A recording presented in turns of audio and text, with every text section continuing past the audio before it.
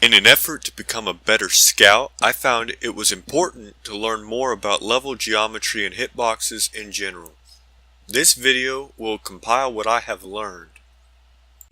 I am on Badlands, what I consider to be a very awkward map for both scouts and soldiers, and I will explain why.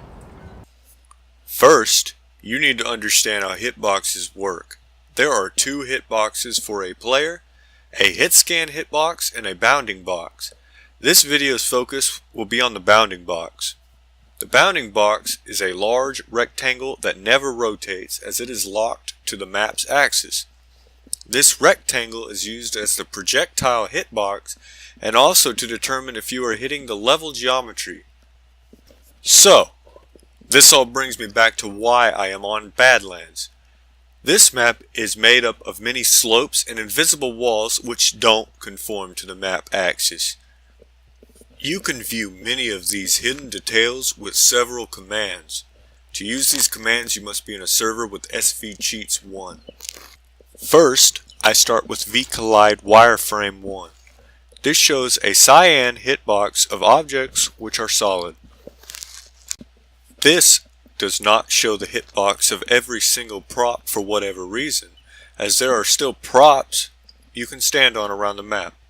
You can use the command rdrawStaticProps2 to view these. And if what you want to view still isn't there, you can finally try matte wireframe 2, but that is really not useful at all. In vanilla Badlands, you cannot view the true spire geometry no matter what. rdrawStaticProps will show the wireframe, but this is not representative of where you can actually stand. Though in ProLands, for whatever reason, you can use vCollide wireframe to view where the ground is solid for feet no problem. This does not, however, show you where you can actually shoot. I have no idea what determines what spots block shots, and I have tried at least 30 commands looking for the solution. So this is still a mystery, but there are more things you can learn, and pay attention soldiers, this is especially important for you and you will want to study maps on your own. There are invisible walls that hinder movement, but not hit scan or projectiles, I will get back to this, which you can view with rdrawClip brushes 1 or 2. 1 is wireframe, and 2 is a more visually easy solid violet. This type of wall is used to simplify rooms, box in the player, and occasionally be really annoying. Take Badlands Mid for example.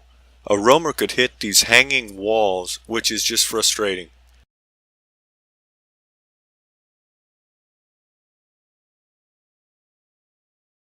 And if he does go around it, there is empty space between you and the true wall, so if you wanted to blast at the wall a second time to gain speed, or whatever, no, it won't send you as far as you think it should, because the blast is further than you think it is.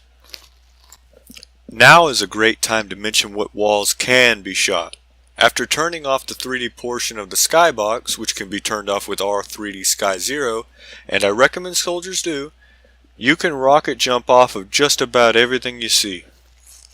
So, now you have a better understanding of the level geometry. You can see why a seemingly simple prop has some weird triangular hitbox that pushes you outward, and even more fun stuff like cheeky hiding spots. Finally, I want to further discuss the player's bounding box.